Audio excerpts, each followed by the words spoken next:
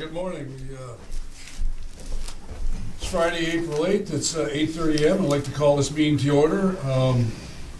Mr. Davis, do we have any letters of communication from the board? There are none at this time. All right, so we have, the next part is board minutes for the meetings held September 8th, October 7th, November 4th, December 10th, 2015, January 12th, 2016, January 21st, 2016, and February 3rd. Any motion? I'll Second.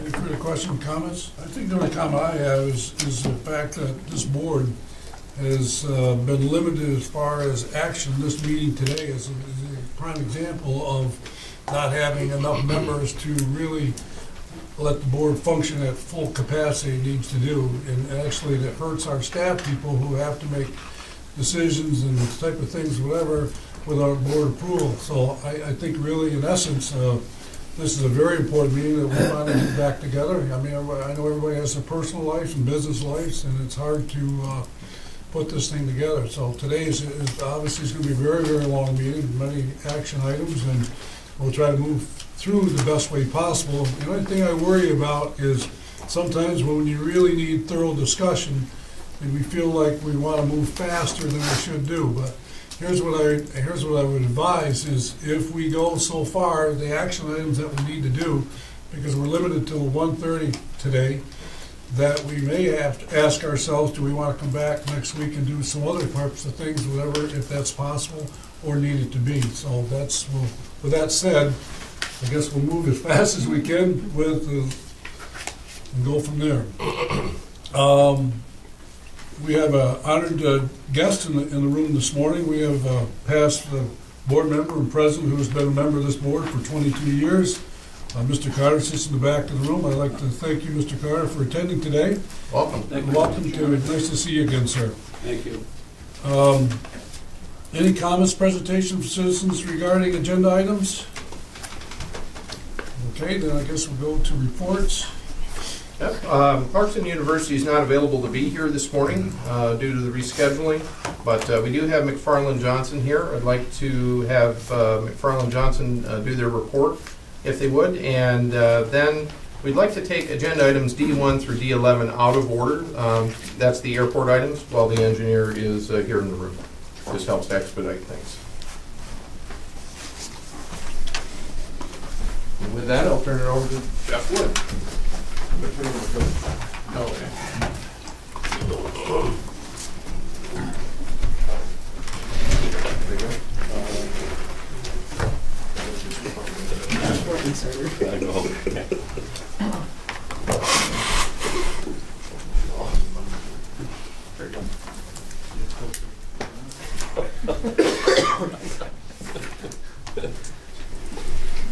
Sam said he had a long agenda, so we're just going to do a blank presentation and make it go.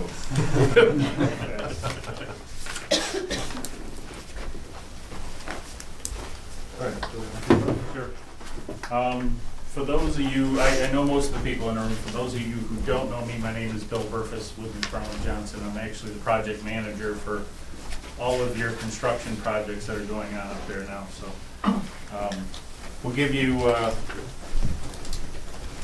quick update on the runway project as well as the terminal, kind of how we're doing on the schedule and budget.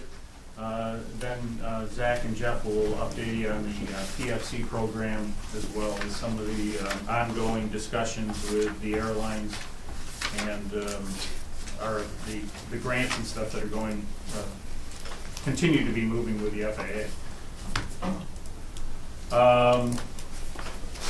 Quickly talk about the airfield construction.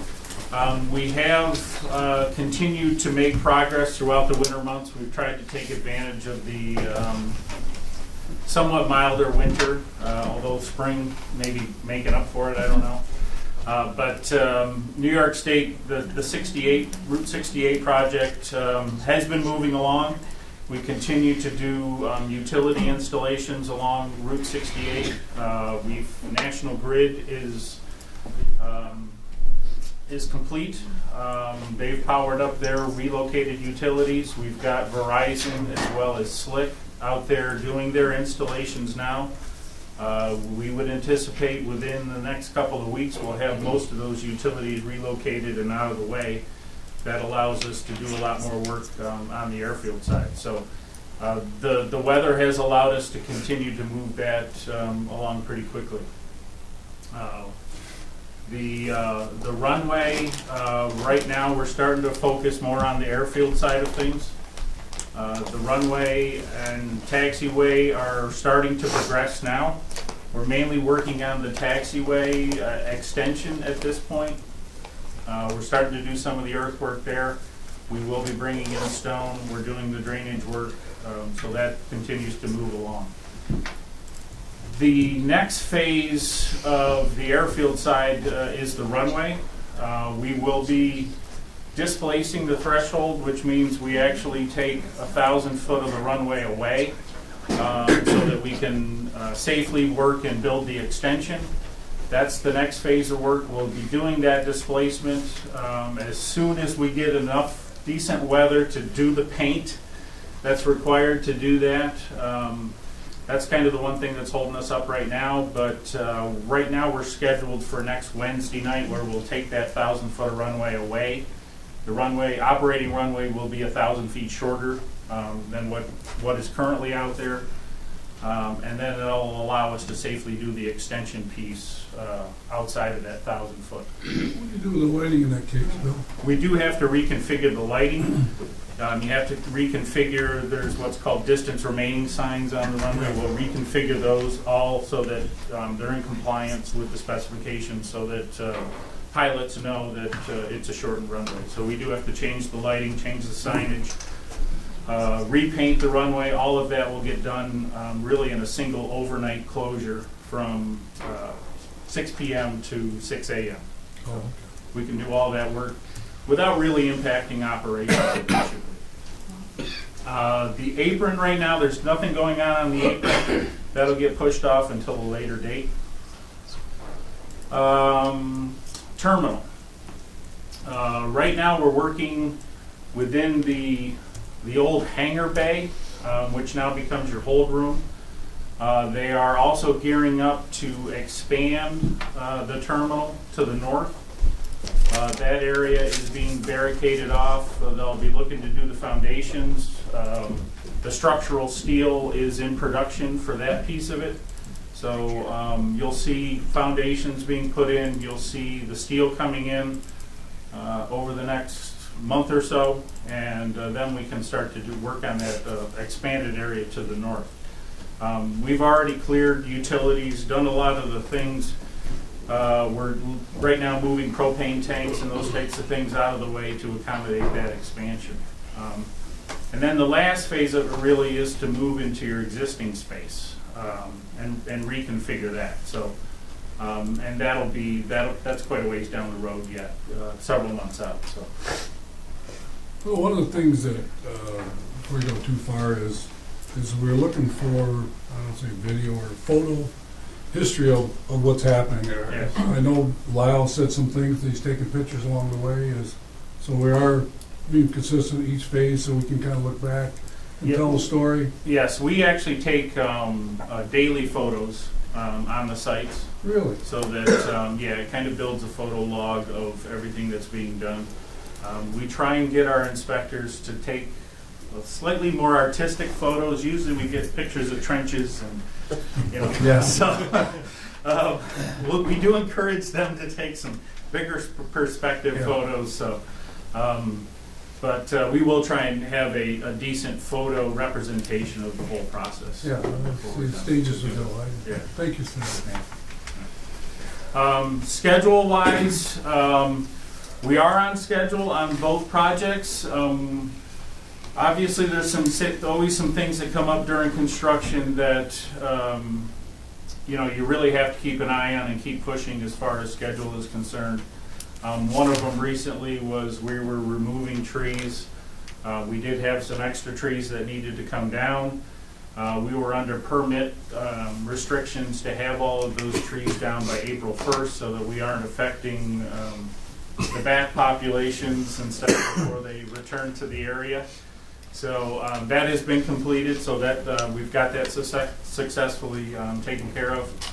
Right now, the utility relocations are going to be a key thing. As I mentioned before, power, cable, and Verizon are all, I think they're all well in hand. We will have those out of the way by the time they need to be out of the way. Right now, we have an issue. We're really focused on getting the gas line relocated. We do have some issues there. I don't know how deep you want to go into this, Wade, at this time, or... They're being worked on and being resolved. Yes, we've got some options. We're continuing. That's the one thing that's got me concerned at this point is that gas line relocation, but we'll continue to work on that. Approach lights, FA's out there today. Actually, we'll shut those down, and approach lights will no longer be an issue. Later on, as we get the new configuration of runway in place, we start to bring some of the guidance systems and stuff back online. We do have to coordinate with the FAA in regards to doing flight checks. We've already reached out to them. We're talking to them about schedules. We're talking July and August timeframes by the time we start to bring the new configured runway online. So obviously we're looking months ahead, trying to identify the critical path items there. So I think again that's pretty well in hand at this point. And obviously on an ongoing basis is coordination with the terminal construction. We do have the schedules pretty well lined up at this point. We're looking at terminal closures and apron closures that coincide with each other. So again, I think that's all going well. Weather, this time of the year, obviously we've been given somewhat of a break over the winter months and gotten some things done that maybe we didn't anticipate.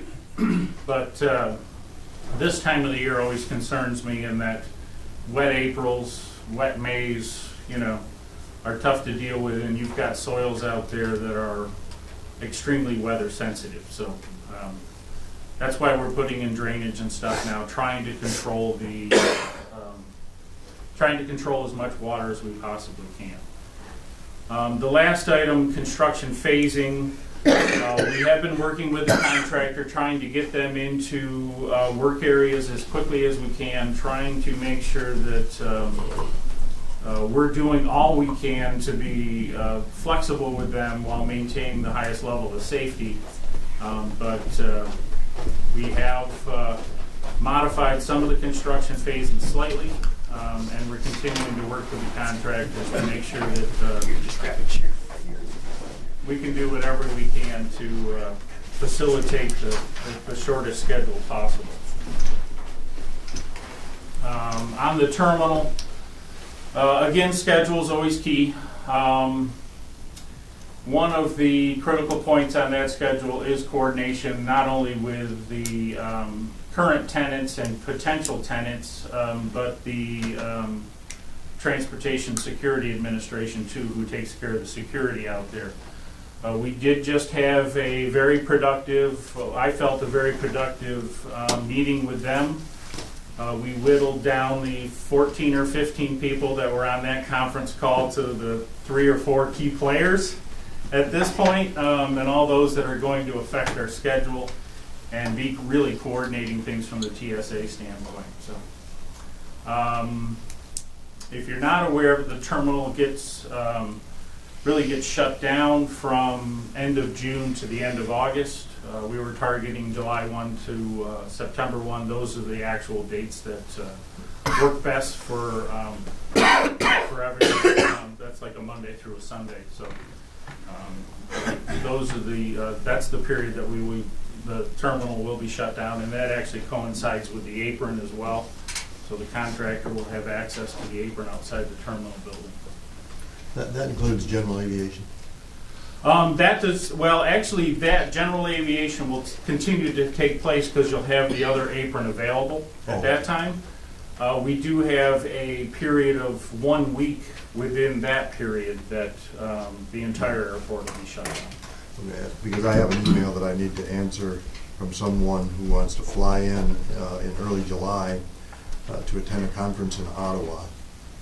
So the runway would be available to that The person? runway would be available still at the shortened length.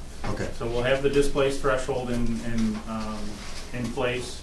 The 7-day shutdown on the runway is August 15th to the 22nd. okay. Thank you. General aviation use the taxiway in emergency situation? We would rather they didn't. Well, obviously, yeah. Yes. What I'm just saying is, If somebody was overhead and they needed to land, there's a possibility we could even get them down on the runway at that point. Really, the shutdown that's in August is to do work within the safety areas.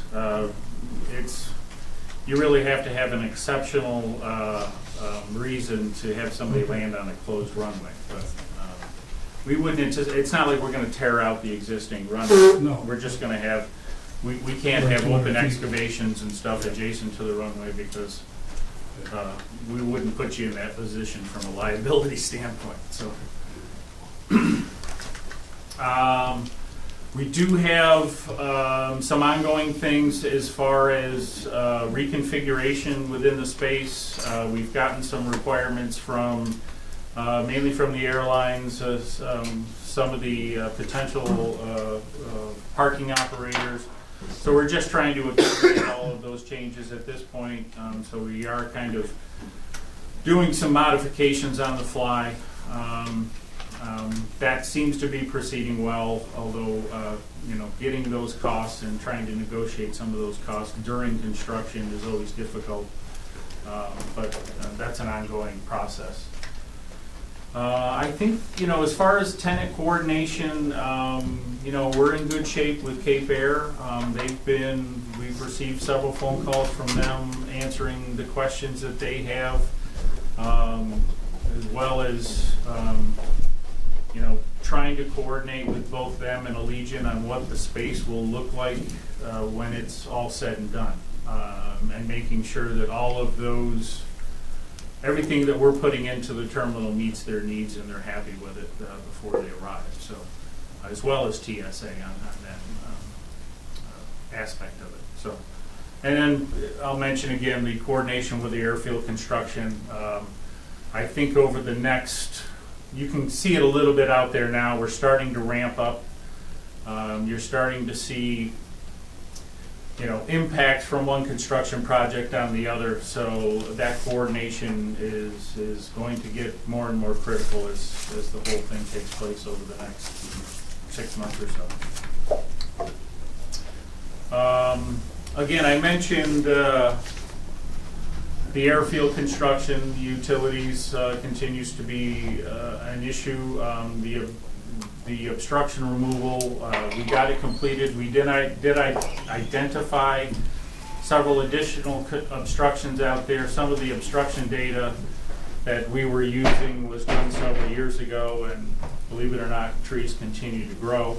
So we've got all of the approach clearances cleared, not only to an FAA standard that allows them to develop the new approaches to the runway, but we're actually went to the more restrictive surfaces, and we've got those cleared as well. So the other item is trying to revise the schedule to meet an October 1st completion date. That obviously has impacts on our budget. The contractor has provided a cost to move up his completion from later in October to October 1st. And as I mentioned before, we've done some changes to construction phasing, not significant, but kind of simplified some things to try and allow them to meet that completion date. Bill, excuse me. Yep. Let's just say we're September 1st. Is he going to report to us and say there's no way we can make this date? Or is there I don't call it whatever date you want to call, but where, you know, all of a sudden we start to realize, like you say, May, weather, things, you know, don't put you in the situation you want. And so now it is September 1st, I know the airline is looking, they're going 90 days before that date. So what do we do at that point in time? What's the thought? I mean, here is September 1st and the contractor says, we're not gonna make that. Well, the way any additional payment, any additional costs associated with that right now are set up as an incentive payment. If he doesn't make the October 1st completion date, he doesn't receive any of that incentive. And in addition, in your board packet, under the accelerated schedule item, there are key dates that are put in there as well. Yeah, I know. Part of it. I think it's safe to say if that's, we're at risk, we're gonna know that, I would think, before September 1st. Again, I think I it's. don't know what date I'm looking for, but. yeah. I think it's over the next couple of months. You know, we've got to determine what their production rates are. We've got to determine what the impacts of weather are. You know, we can deal with rainy days in August and July, you know, because generally that weather is very short-lived and we can deal with those impacts. It's, you know, it's the washout April, May timeframe that is an issue. And quite frankly, we can communicate with any of the airlines right up until June timeframe to try and determine, you know, I think we really do have to take a hard look at that time and say, you know, are things going, are we gonna meet? We have, in your packet there are some, that incentive payment has some key milestone dates too, that are well in advance of October 1st. Mr. Chairman, we also, you know, we've got a schedule, and should they start falling behind on that, we need to start earlier because we have the time to bring them back to schedule. So if we find that we're not meeting those, you know, we keep falling behind on schedule, just like Bill says, we're gonna know that something's not working out. But if they've got weekends and nights and things that they may have to work to bring it back on schedule, it'll be a slow indication of what we need to do. I asked those questions for the cameraman. Yeah. And that, you know, that is one of the key topics in our weekly progress meetings with all of our contractors is, you know, not only you tell us what you did the previous week, you know, but let's take a 2-week look ahead and let's look at the overall schedule and we can start to see trends arising pretty quickly. On the terminal side, there are, like I say, we continue to evolve some of the requirements of the tenants. Some of those changes do have impacts on our budget. So again, we're working with the contractor to identify costs and try and hold those costs to a bare minimum. But right now, we're working through a lot of that with the contractors, and I think, quite frankly, it's my hope that a lot of that stuff will be resolved here very shortly.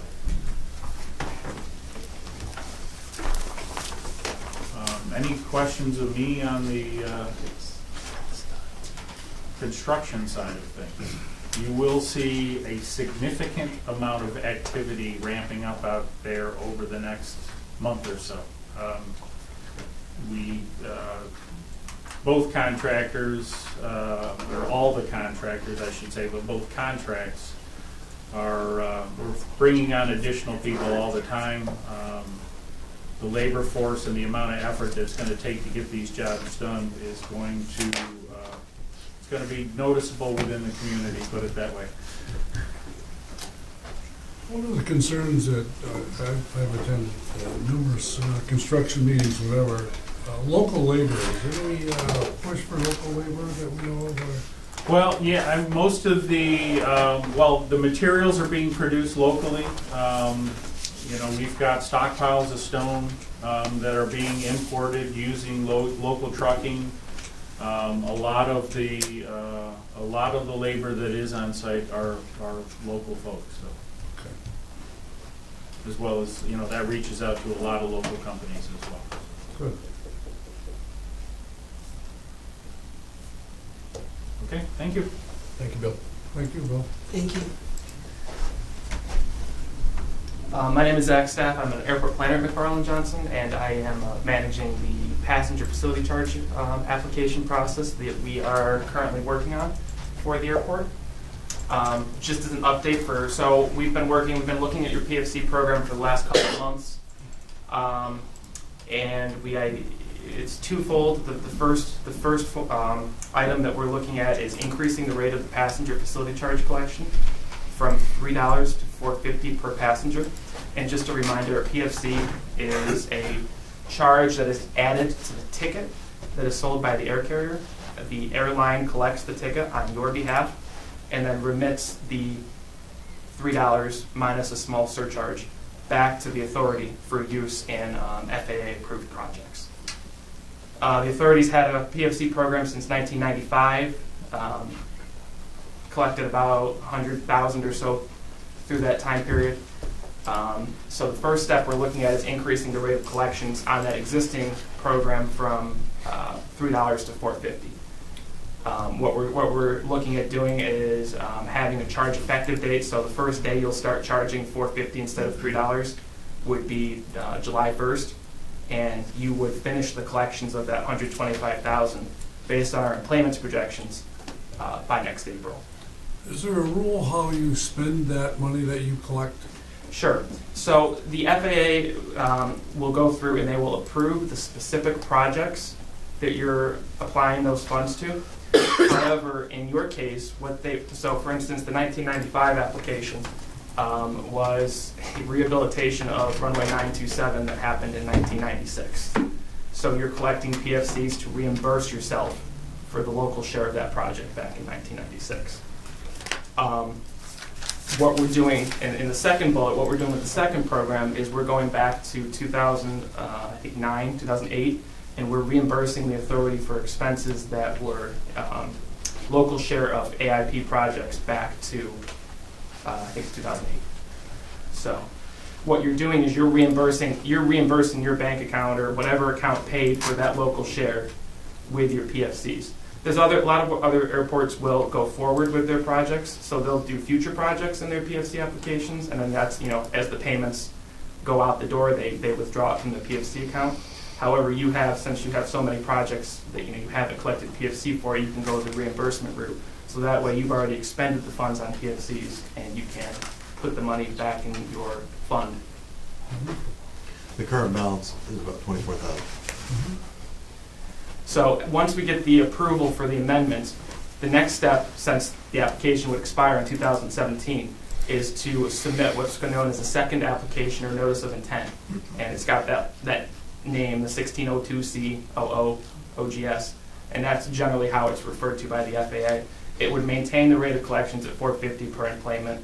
The charge effective date, and so the first day you charge for that PFC program is the same date as your current one will expire, so there'll be no lag. And then collections would go, we anticipate through the FAA forecasts, you would collect through 2022. If enplanements are higher than our forecast, which is always what we hope, then that date will come sooner. And we are applying for authority to collect $740,462. So just to put that in a little bit of perspective, it took 20 years to collect $125,000. And we're expecting it will take about 5 years, based on the increased enplanements, to collect about $740,000. So it's a little small, and I'll apologize for that, but the projects we're including, as I said, are all reimbursement of old projects, starting with the reimbursement of your entire local share for the runway extension project, so $490,000 and change. And it goes all the way back, I was wrong, 2004, 2005. So we have a number of projects in there. We didn't do everything. We did cherry pick a little bit. There were some AIP projects that had a very small local share in the hundreds of dollars, and we didn't include those. But the other important number in there is the one on the bottom, the $20,438. The nice perk of PFCs is that you can also collect and reimburse yourself for the expenses of the administration. So our costs associated with putting together the program will also be reimbursed under the PFC collections. So today, we've gone through and we've identified the projects for the inclusion. We've sent some draft documents down to the FAA in Jamaica, New York. They've reviewed, provided a few comments. We have sent out a notification letter per the requirements to both Cape Air and Allegiant. We did include Allegiant because we know they're coming, so we thought it was only fair to, notify them and provide them an opportunity to comment. In the notification, the air carriers received information on all of the projects, a description, costs, dates, so that they know exactly what the authority is intending to use the PFCs for.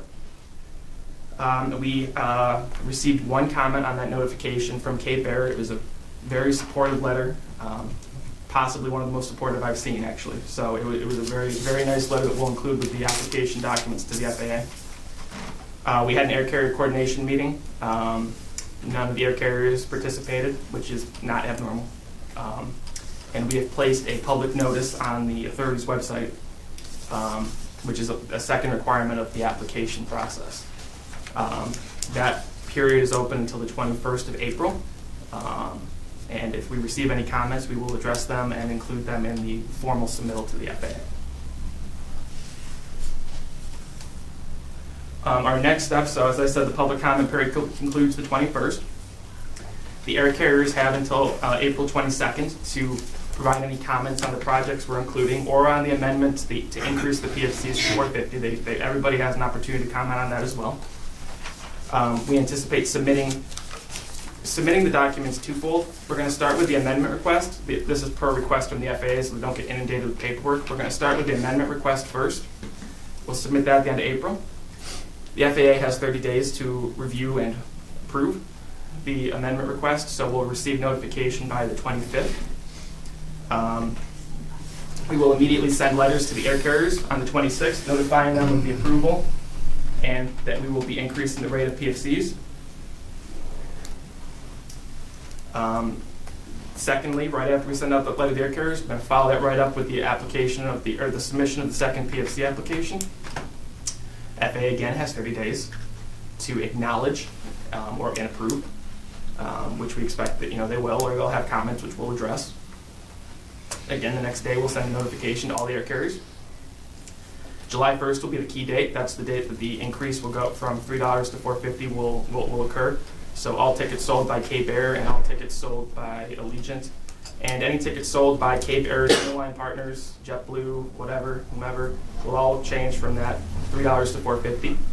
And you'll probably start seeing those payments sometime in August or September. And then collections for PFC number 2 will begin April 1st, 2017. Nothing's going to change. It's just a regulatory date. Things will just continue flowing, and after the approval, you'll have authority to collect PFCs through 2022. That's it. So if there's any questions about the PFC program, I'd be happy to take them. Otherwise, Jeff can talk about airline coordination. Thank you. I just wanted to spend I'm Jeff Wood, by the way, I think I know everybody, but wanted to spend a minute or two talking about some sort of wrap-up items and other things we're keeping an eye on. There's a lot going on. I think the airline has sort of woken up and are now paying attention to what's happening here.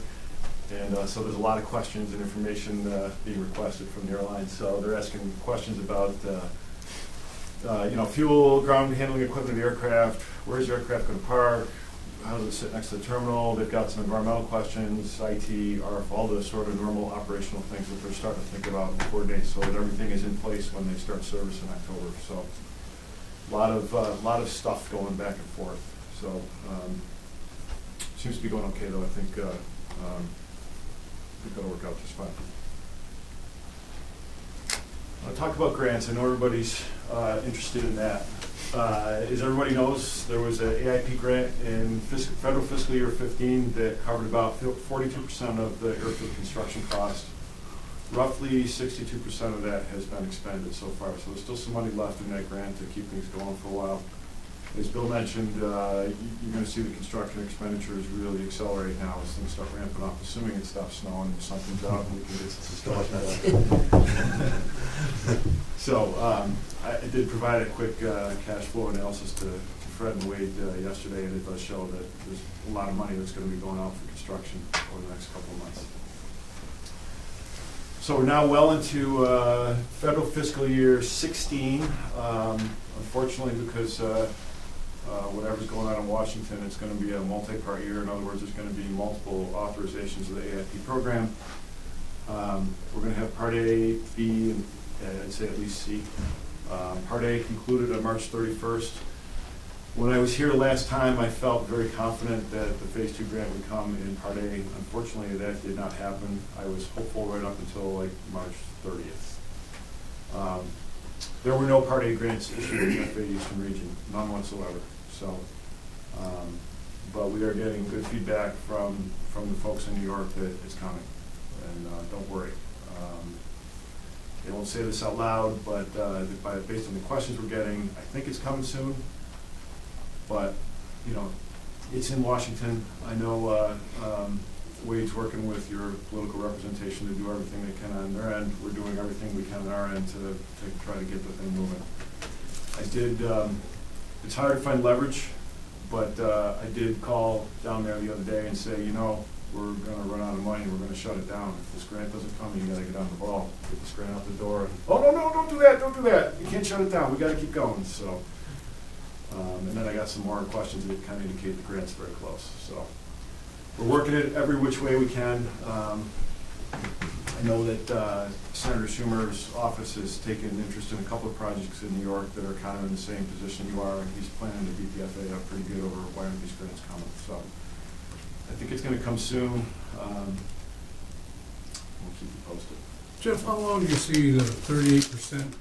What timetable do you think that money be spent? I mean, I think if it ramps up, we'll get we're having a blizzard outside right now. Yeah. Well, what we've been saying to the FA is we got about 4 to 6 weeks worth of money left. 4 or 6 weeks. Yeah. So. Yeah. And that's not theater, that's actual.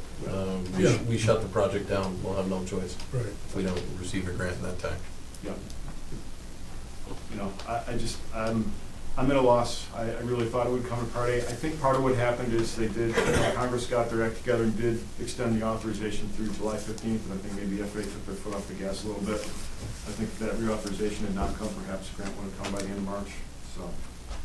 Categorically, you said, is it the New York State that didn't read the funding, or the Northeastern region? Eastern region, which includes New York, Pennsylvania, Delaware, New Jersey, Maryland. Yeah, there was no grants in the Eastern region. West Virginia. So all those big expecting something. No grants in the Eastern No region grants. whatsoever. The FA publishes a spreadsheet that they update about once a week with where all the grants are. Most of them are out west. So. And what the grants issued, I will say this: they put some general statements out at the Hershey conference a couple of weeks ago about where the money was going in Part A, and what they issued versus what they said are not the same. So it's hard to figure out what they're doing.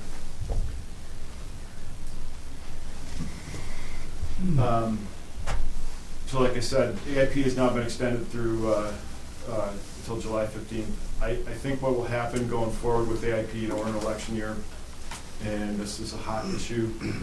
I think what will happen is you'll see another temporary authorization to get them to the end of the fiscal year, and then after the election, is my prediction. They'll deal with it then. There's a lot of issues. I think, we talked yesterday, you got a lot more at stake in the airport world, and so I think there's a lot of issues you want to be paying attention to because they affect how you're going to get money for the airport. Long-term reauthorization was on track, and then there was a proposal to privatize air traffic control. PFCs are an issue. There's a proposal out there to maybe increase the maximum PFC collection from $4.50 a ticket to $8.50 a ticket. The fear is that if that's done, then perhaps the overall AIP funding levels would come down. So there's a lot of stuff that has to get worked out, and then you get people wanting to attach riders related to energy sources and carbon capture that have nothing to do with airports whatsoever. So, and of course, with the election year, everybody's staking out the ground. So I don't expect a long-term solution until after the election. But I do think that AIP will continue more or less in its current form, at least through this fiscal year.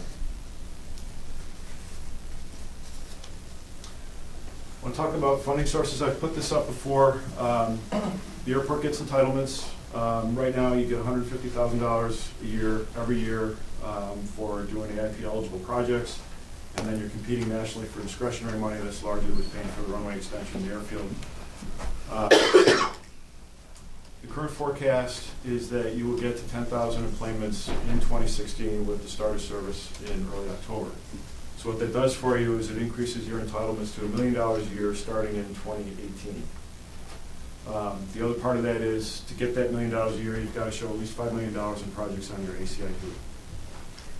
So, Excuse me, Jeff, but I think the main question that we have here, does the accelerated program starting in October 1st versus November 1st, it seems to us that the numbers that I understand is we will not reach that 10,000 employments with the November number versus the October number. So really, that's a decision that we as a board have to make to say, this is what you're paying for.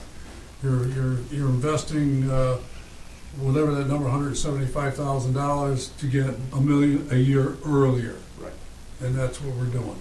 Okay. And that $1 million has to be used, it can only be used for AIP eligible projects. Right. So, and again, you have to have the $5 million total on the ACIP to qualify. Otherwise, they prorate it. If you had $4 million on your ACIP, they give you $800,000 a year. So just the two-part test there. And again, this is under the current rules. What happens going forward is hard to tell after this year. Jeff, are the rules the same for that? For instance, if in that 5-year period we wanted to build another parking lot Mhm. where we were going to be collecting Can't do revenue, that. can't do that. Okay, the rules stay the same. The rule says that. Unless they change the rules. Unless they change the rules, right? Okay. Actually, the thank rules you. get more stringent. Yeah, right. They could get worse. They get more stringent when you become what they call a primary airport with $1 million. It's actually tighter. Okay. Yeah. But I assume you can come up with $5 million worth of projects. Well, that's what I'm going to talk about. That wasn't hard at all. So unfortunately, you can't see it, but I highlighted, I took the CIP that I'd shown you a couple of meetings ago, and I think you voted on. In order to get you up to I got you up to $5.5 million, I added a equipment storage building in 2018. And we've talked about the mills. I still think the right thing to do is to do some sort of a improved approach feasibility study and look more broadly at the trees and what's the right way to go as far as nav aids getting aircraft into the runway. So we did that in 2018. In 2019, we added construct the equipment storage building, and then we added an ARF truck in 2021. There's going to be plenty of opportunities to revisit this. I wanted to make sure we were over the $5 million. For 2017, I think you're locked into doing something with the approach light system, the design and the permitting of it. And for 2018, I think you're pretty well locked into having it constructed. That's going to eat up the vast majority of your entitlements for those 2 years. I think given the level of funding you've gotten, in 15 and presumably we'll get to 16, you're not going to see any discretionary money coming to this airport for a while. So you're sort of backloaded here. So, my main point is there's plenty of opportunities to come back and revisit this as we look at the airport's needs and see how things unfold with the arrival of the airline. So let me go symmetry here, whatever, and I know I'm way ahead of my time here when I ask this question, but 5 years from now, it looks like we're really expanding in a way, okay, then the runway has to go again.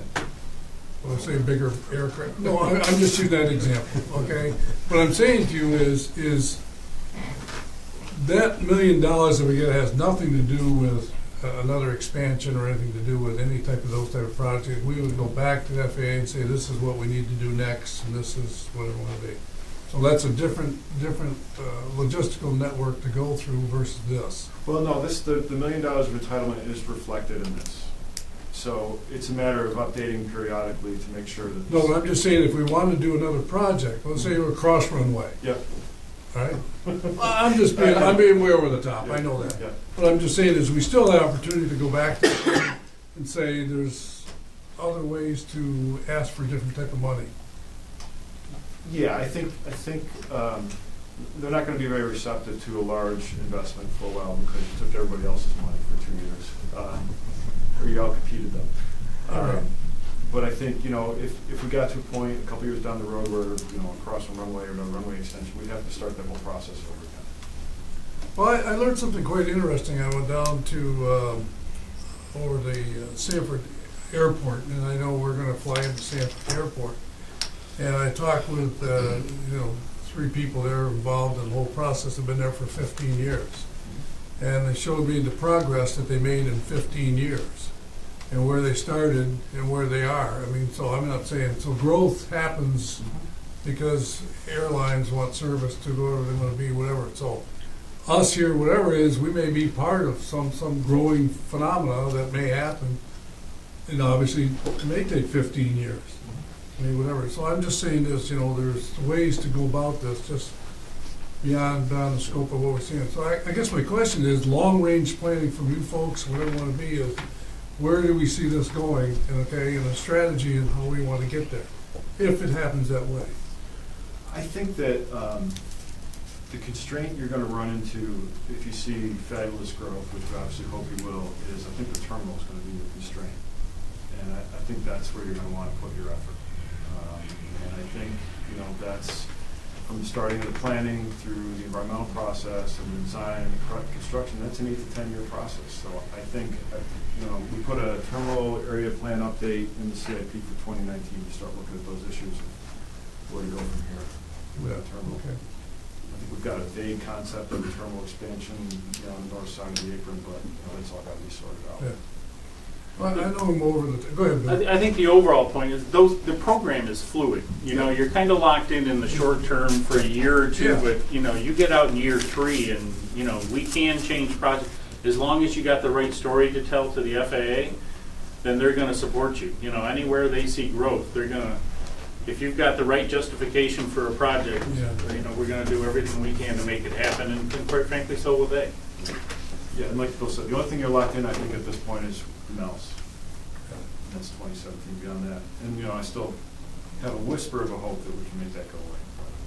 Well, I think it's amazing when I think about where we were 3.5 years ago when we, had the vision here from the board, to do something different. And, of course, picking up an airline that's interested in our area, and here we are, we're getting to, initial part of this process, and it's like, what's next? What's next?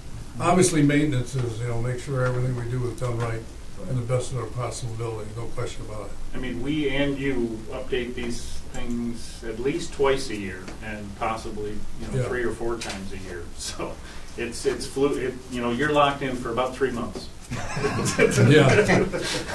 Well, we've been very lucky here. I mean, fortunate, whatever, people believe in our vision here. I mean, our state and federal, politicians, whatever, have helped us along the way, and so that's, it's like everybody's pulling for us, and that's what If it's you've all got a about. good story, then Yeah. the support is usually there. And the good news is, you've essentially got a brand new airfield at the conclusion of this project. The FAA does not like to rebuild the whole airfield in one project, and that's essentially what they've done here. So you should be in good shape on the airfield for quite some time. Just a quick procedural note on our side of things. Can we get a copy of that, because we should put it up for board resolution and adoption at the next meeting as part of our best practices, capital management. Okay. I want to talk a little bit about economic impact. The 3 of us were having an adult beverage at a local establishment last night, and the bartender said, "What are you guys doing here?" And we said, "Oh, we're working with the authority on the airport." And she just said, "Oh, like everybody else." So there's money being spent in the community, and I want to take a quick look at that. And these numbers are through early March. But and what we did is we used some rules of thumb. We looked at some other large runway construction projects, one in Erie, Pennsylvania, one out in California, to kind of get a sense of how that flows through the community. So we estimated, again, using through early March numbers. Would you verbalize those, because somebody won't see those numbers? Yep. So we estimated 25 jobs were created directly by the project here in the community. Using some average salaries, it's just about $1.6 million in income, and the economic output that comes from that totals about $4.9 million. So in other words, they're spending their money in the community, and there's money generated and whatnot. Indirectly, the people in the restaurants, the bars, or whatever, we estimated about another 25 jobs are being created. Suppliers also are another source of jobs. We used a little bit lower annual salary for that, thinking that most of those jobs are kind of more in the service sector, but $1.1 million in income and $5.6 million, almost $5.7 million in output. So it's got a $10.6 million total economic benefit to the community, so there's a good multiplier effect going there. And we estimated about almost $237,000 in taxes generated, again, through early March. And those numbers will go up. Like Bill said, you're gonna start seeing people. Was that a low or is that an average you're thinking with those numbers that mean? That's what we calculated through early March, through what had been expended through early March. But they'll be upticking your employment's huge, like, Exactly. right, Exactly. So you should see those numbers really start. yeah. But I think those are good numbers. So, it's just, we wanted to show you there is some very positive impact on the community. Yeah. And I always like to end on a happy note, so I'm gonna end there. So. Any questions? I got one. You said if you run out of money and you have to shut the project down, is there a penalty, could there be a penalty on the authority over that? Penalty to, I mean, the contractor, if you shut him down, what does the contract say about that? No, in the contract, you have the right to based on grants and those types of things, you do have the ability to shut the project so down. there wouldn't be any penalty to the authority? No, Monetary, that's what I'm... no. The only thing that, depending on the length of the shutdown, would be obviously the impacts on the schedule, but the other thing would be if for some reason it was, it was delayed a year and prevailing wages went up, then they would have the right to come back for prevailing wages, No. prevailing wage increases. If we had to shut them down and say we're looking a year, 2 years down the road, right? Are we still responsible for the bid contract price? Total bid contract price, or are we just responsible for what they did up to the time we shut them down? No, just, it's all based on quantities of completed and accepted work. Okay. So you're not responsible for paying them $16 million, you're Yeah. responsible for paying them whatever they've completed to date. Okay. Thank you. But in the meantime, if prices went up on blacktop and et cetera, and in materials and supplies, we would be responsible? No, No? there is no, in federal contracts, in state contracts, there's an asphalt escalation clause, but that means asphalt prices can go up and down, and you receive the benefit and/or are responsible for the additional costs there. On a federal contract, they do not allow that. Okay, good. That's all I have, Mr. Chairman. He's back. Just like old days. 22 years, he's back. Well, that's an interesting thought. I mean, Fred, that was a great question, because if I'm a contractor and I would just say I got trucks and equipment sitting there, and somebody says to me, he says, well, you're shut down for 8 weeks or something. I make another job, pick my stuff up and go. I mean, so it's pretty fragile if you think about it. I mean, you don't want to put somebody in that position that, all of a sudden, well, it's not going to happen. Agreed, and quite frankly, that's part of our leverage with the FAA, that, you don't want to put us in this mess, and you don't want to be in the mess either. They're picking up a pretty significant piece of that tab. Yeah. And, I won't say that a contractor's not going to come back to you and say, my fuel cost went up, And again, this is kind of if you shut it down for a year. I think, if it got shut down for 2 weeks, that argument goes away, other than your completion date changes. Yeah. But the mobilization would be big if it's shut down for a long time. It could be, yes. Yeah. But some of that depends on, well, there's all kinds of little things that come in there, leased equipment versus owned versus, it's, I would rather not get into that argument. It's much easier for FAA to issue the grant.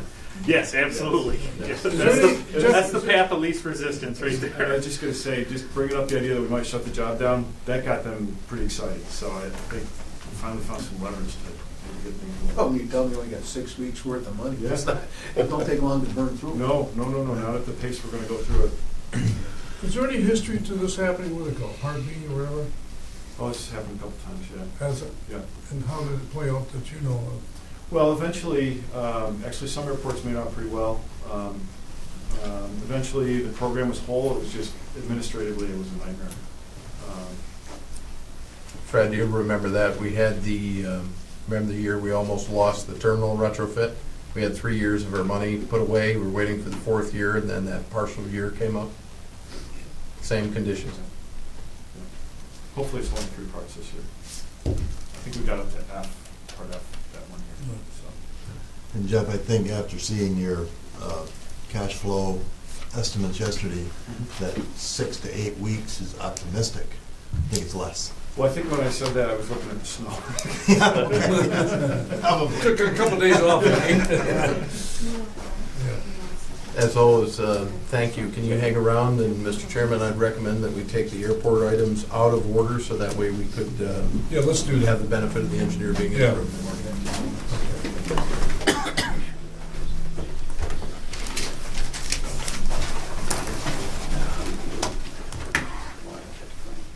I'll just use this for No, it's okay. Thanks.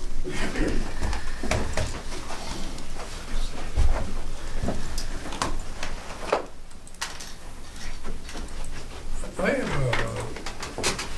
for our own presentation purposes, whatever, I mean, the screen is facing away from the camera. And how would somebody who would view this on a website have any idea what we're looking at? I mean, we're looking at a presentation. Well, we're required to webcast the meetings. We're not required to have all the documents Okay. posted there. In addition, there's some things that are on the screen here eventually that are confidential in nature. So there's if somebody wanted these things, they could submit a FOIL request, for example.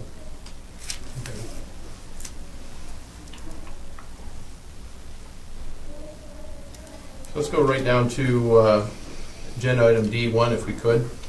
We'll start there.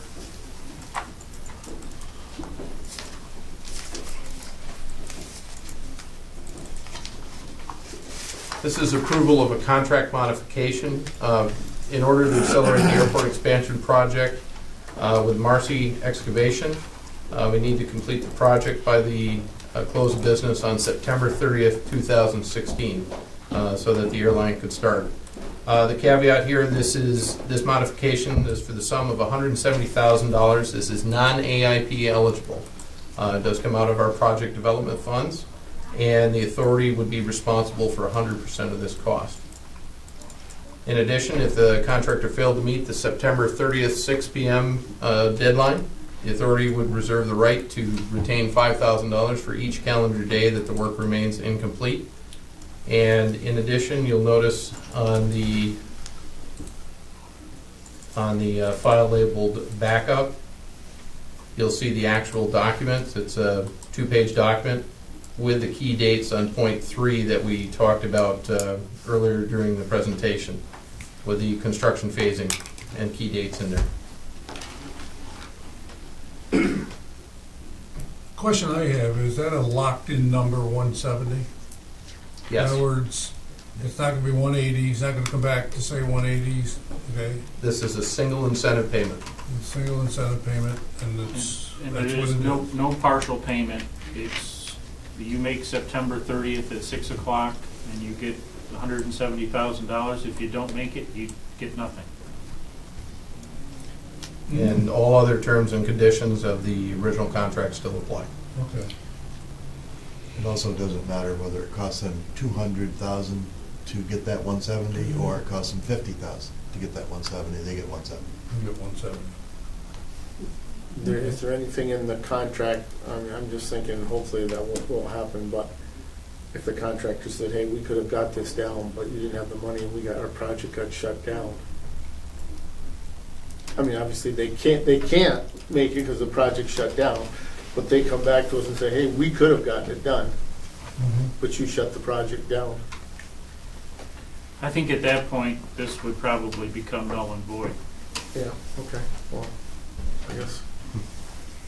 Well, I think one thing that I think about when I talk to these people, is for them to go out of their way to say, I'll do everything possible to do this. I think this is commendable on their part to say, we'll do everything possible to make this project become a reality, to help us out, whatever. And I think they've done everything, but I would say so far to do that, whatever.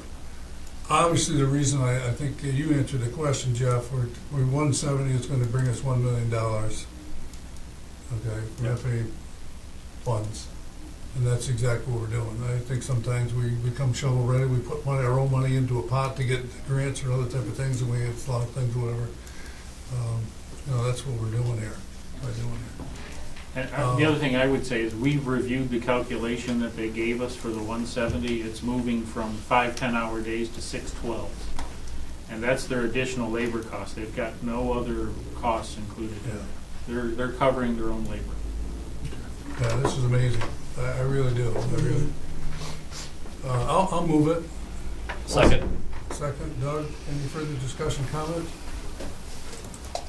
All in favor? No, roll call vote, please. Mr. Lamacha? Yes. Mr. Loeffler? Yes.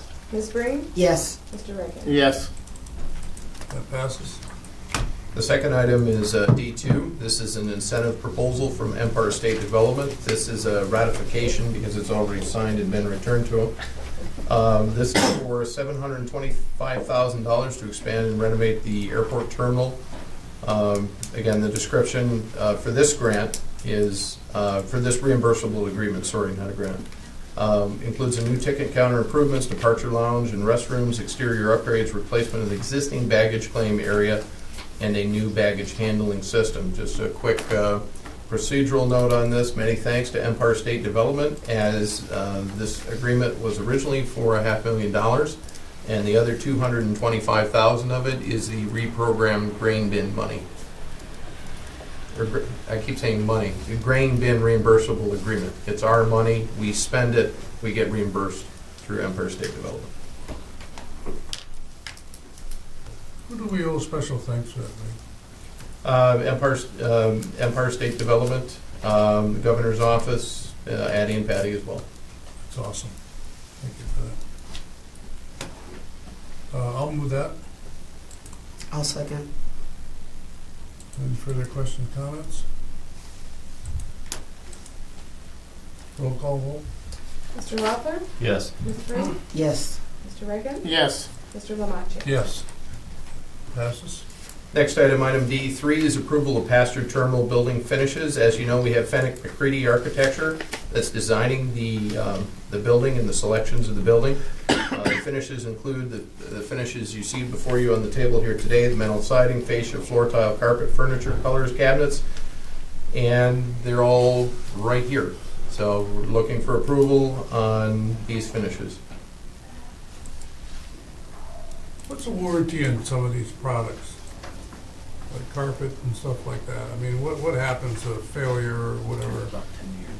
Well, the overall warranty is you have a year from substantial completion. So the contractor has to warranty all materials and labor for a year from the completion date. There are some additional product warranties that vary by what. I don't have the list of what all of those are, Sam, but some of them vary by product. And you will get all the warranties in a package at the end as well. Well, I mean, I bought carpet and I looked there and it says it has a wear rating of 10 years. I mean, I got carpet that I had in a side room that was wear rated for 15 years, and I got tired of looking at it because it didn't wear. It didn't wear. I mean, so now obviously, home care is different versus 1,000 people going over this carpet. Is there a wear rating on this carpet that you know of that's to the highest standards, or? It's all commercial rated materials. I do not have the specifics on what all the ratings. Actually, just to help you out on the majority of these samples that are here, they do have the warranties and the tag and the information on the backside.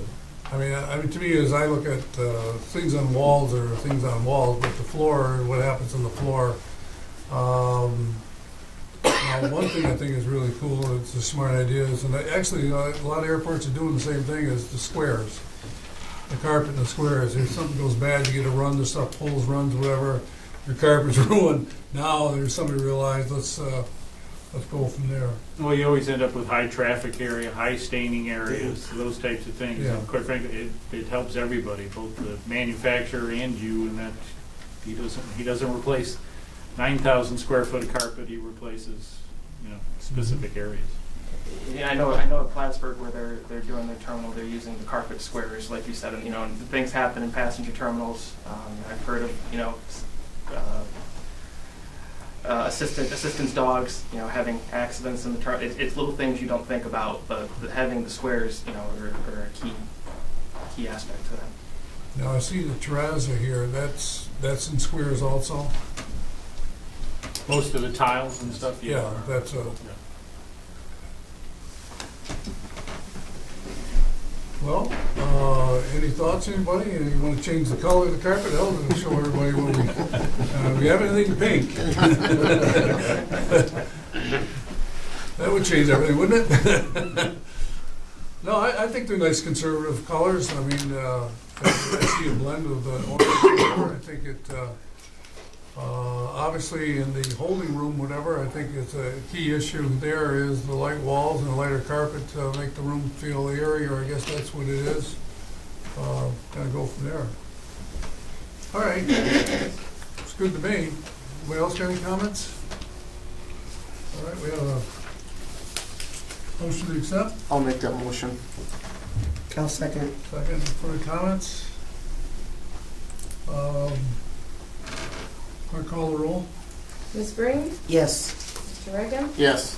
Mr. Lamacha, Yes. Mr. Lawler. Yes. Thank you. Thank you for that. Can't wait to see the final look. Finished product, and I'm sure it'll look great. Yes. I'm going to pass out two things for the next agenda item. One I'll pass to the left, one I'll pass to the right. If you could take one, please, of each, and it'll be relevant to this next agenda item.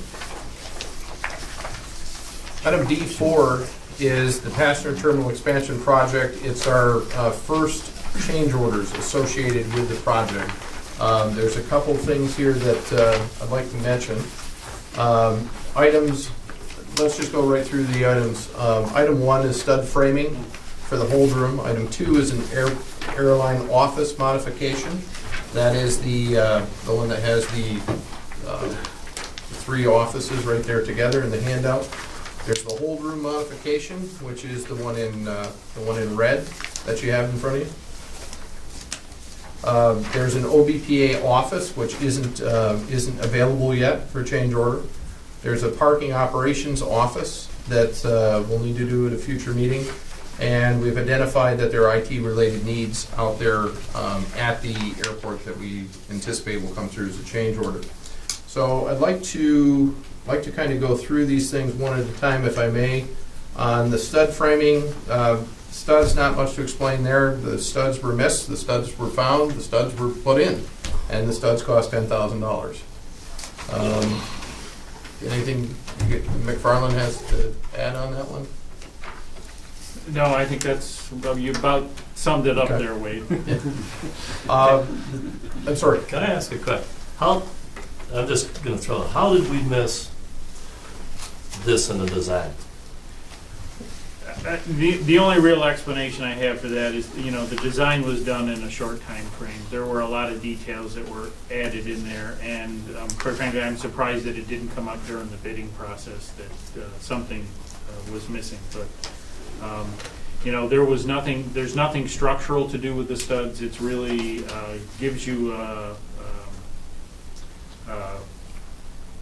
place to put the insulation and run the utilities. So it's it was you don't usually look at an existing building and know that or realize that you need to put new studs in to accommodate this type of thing. Usually a wall space is available and it is a studded wall space, but it was missing. The second item is you'll see the airline offices in the handout there. There's the Cape Air office, the new airline office, and the kitchenette that are there. We had to add the new airline office that you see there in the middle at the request of the airline. There are 4 numbers associated with this. Hidestone is a definite, we know that. Norwood Plumbing is a definite, that number is a real number. Dow Electric is a real number. We do not yet have an estimate from Murnane. So what we're putting in there is our best guess at this time. So that way we can move things along. The total of this portion of the change order, as you can see, is $30,554. So we'd recommend a cost not to exceed on that one. Primary thing here is we're asking the building to do multiple things. We need an airline office at the request of the airline. So I'd be happy to answer any questions that you have on that. Well, I'll make my comment clear as can be, is when you build a terminal, there are areas of the terminal that should make money for you. And there's nothing here to make money for us.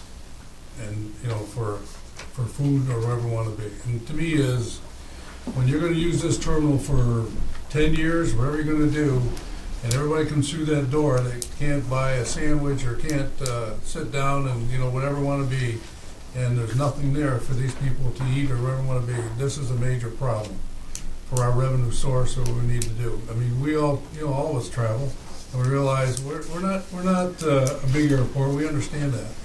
But there should be some way that we should have found or can find a way that, and I talk to people in Sanford, whatever, is, you know, a cart or some sort of system that you can come up with, that you can have some level of food service in this terminal building.